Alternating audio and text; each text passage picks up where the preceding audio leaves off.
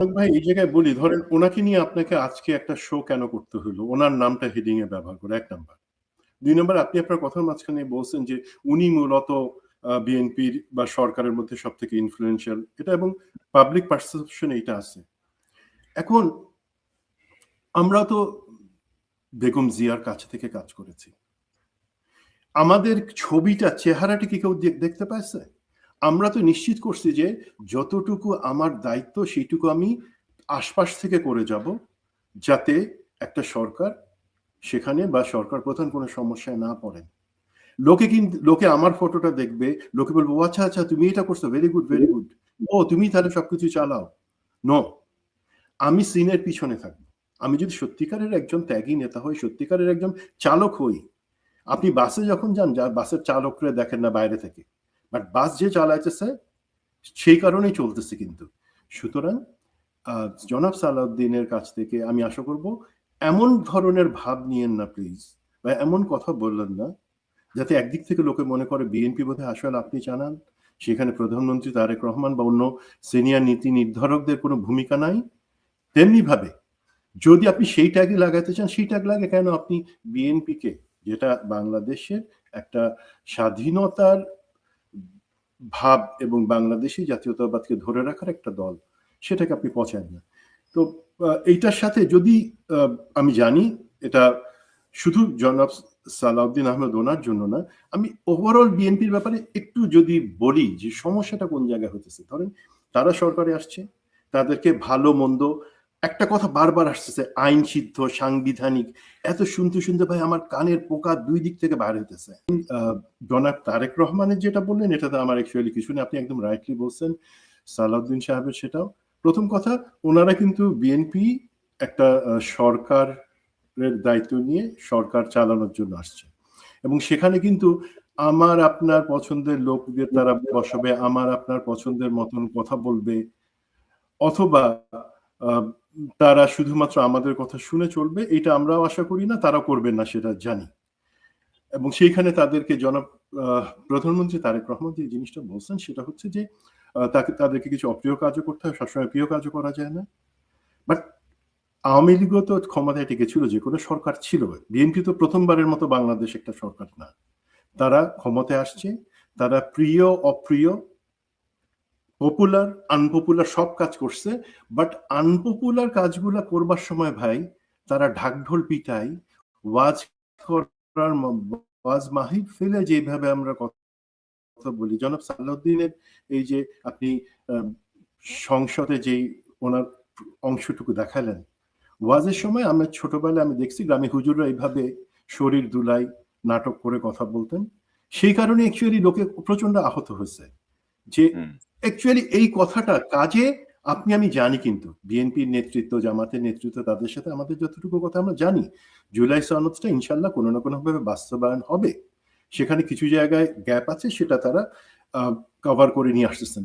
But আমি ঢাকঢোল পিটায় জিনিসটা এইভাবে বলবো, লোকে আমাদেরকে, এই যে আপনি বললেন, লোকে আমাদেরকে মনে করবে আমরা মুনাফিকদের, বিএনপি মুনাফিকদের মতন ব্যবহার করতেছে, বিএনপি দেশের সাথে গাদ্দারি করতেছে, জুলাইয়ের সাথে গাদ্দারি করতেছে।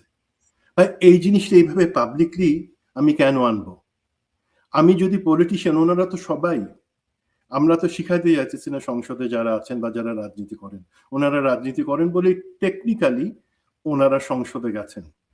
ওনারা আমাদের থেকে জিনিসগুলো ভালো বুঝেন, কোন সময় কোন কথাটা কিভাবে বলা যায়, কোন কথাটা বলা উচিত, আর কোন কথাটা যদি আমার অন্য কোনো চিন্তাও না থাকে, আমি একটা আমার দলকে বা সরকারকে ডুবানোর জন্য এমন ভাবে বলবো না, বা এই কথাটা বলবো না যেটা লোকের মনে আমাদের দলকে একটা গাদ্দারের দল হিসেবে পরিচয় করে, but which BNP is not. আপনি যদি বিএনপির নীতি নির্ধারক প্রধানমন্ত্রী তারেক রহমান থেকে শুরু করে সবার কথা যদি শুনেন, গত ২ মাসে তারা কিন্তু কেউ কখনো বলেন নাই যে তারা জুলাই বাস্তবায়ন করবেন না, বা তারা ধাপ্পাবাজি করে মুখে একটা জিনিস বলে কোনো মতে সরকার ক্ষমতায় আসবার জন্য তারা তখন এগ্রি করছিলেন, এখন এগ্রি করবেন না। এই জিনিসটা জনাব সালাউদ্দিন ৩বারের মধ্যে বলে ফেলছেন এই ৩ মাসেরও কম সময়ে, একই কথা। এই জিনিসগুলা উনি যেই ম্যাচুরিটি নিয়ে আসছেন তাতে ওনার কাছ থেকে আমরা আশা করি না। আমি একটু ব্যক্তিগত অভিজ্ঞতার কথা বলি ভাই, যদি উনি দেখেন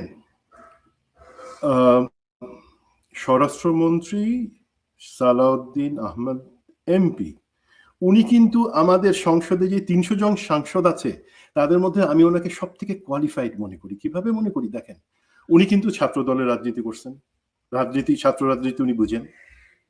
উনি কিন্তু এরশাদের সময় পিটানি খাইছেন, এবং উনি, এটা আমি ঠাট্টা করার জন্য বলতেছি না, ওনাকে কিন্তু কেউ কে বা কাহারা কিন্তু বস্তায় ভরে টিএসসির মোড়ে পিটাই রেখে দিছিল।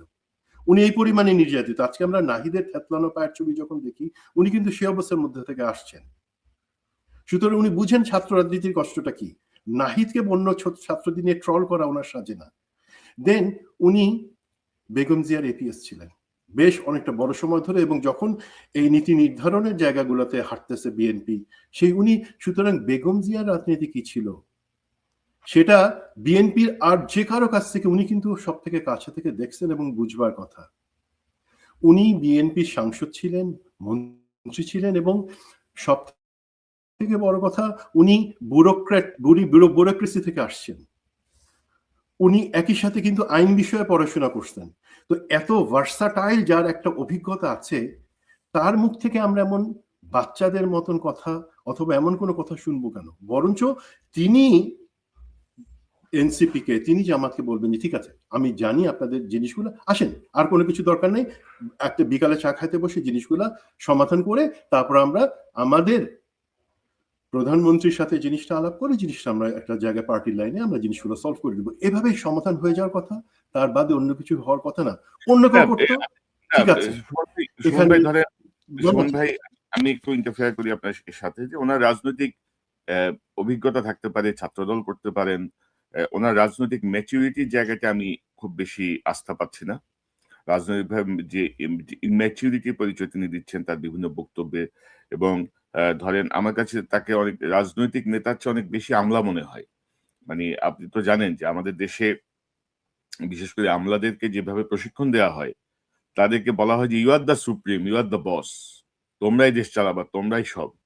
তো ওনার মধ্যে ওই ভাবটা এখনো রয়ে গেছে। রাজনৈতিক একটা শূন্যতা, অর্থাৎ রাজনৈতিক ভাবে গত ৩ মাসে যা আমরা আশা করছিলাম আর কি, যে হাসিনা পরবর্তী, জুলাই পরবর্তী এই সময়টায় পলিটিক্যাল ইম্যাচুরিটি তারা দেখাচ্ছেন, এবং সেই জায়গাটা নিয়েই হচ্ছে আমাদের আপত্তি। এবং এটাকে ব্যক্তি সালাউদ্দিন ক্ষতিগ্রস্ত কি হলেন, তিনি কি করবেন না করবেন কিছু যায় আসে না, কিন্তু উনি ওভারঅল একটা দলের ব্যাপারে জনগণের মনের মধ্যে একটা অনাস্থা তৈরি করছেন। মানে জনগণ বিএনপিকে দেখছে, একটা বিএনপি বিশ্বাসঘাতকতা করছে, বিএনপি তার সুবিধার জন্য হ্যাঁ হ্যাঁ করছে, বিএনপি এখন জুলাইয়ের বিপক্ষে অবস্থান নিয়েছে। এইটা হচ্ছে গিয়ে মূল কনসার্নের জায়গা। সালাউদ্দিন সাহেব স্বরাষ্ট্রমন্ত্রী আজকে আছেন, কালকে নাও থাকতে পারেন। উনি রাজনীতি আজকে করতেছেন, নাও করতে পারেন। অতীতে আমরা অনেক বড় বড় পলিটিক্যাল ঘুঘু দেখছি, এখন তাদের অস্তিত্বই নেই। সো ওইটাতে কোনো কিছু যায় আসে না। আমার কথা হচ্ছে যে এই যে উনি যে মানে একটা দলকে ক্ষতিগ্রস্ত করছেন, আমাদের তো হাতে গোনা কয়েকটা দল, তাই না? সেই জায়গাটা নিয়ে হচ্ছে আমার আপত্তি আর কি। তো ওনার অভিজ্ঞতার রিফ্লেকশন ওনার কাজের মধ্যে আসছে না, যেটা আমি বলতে চাই। আমি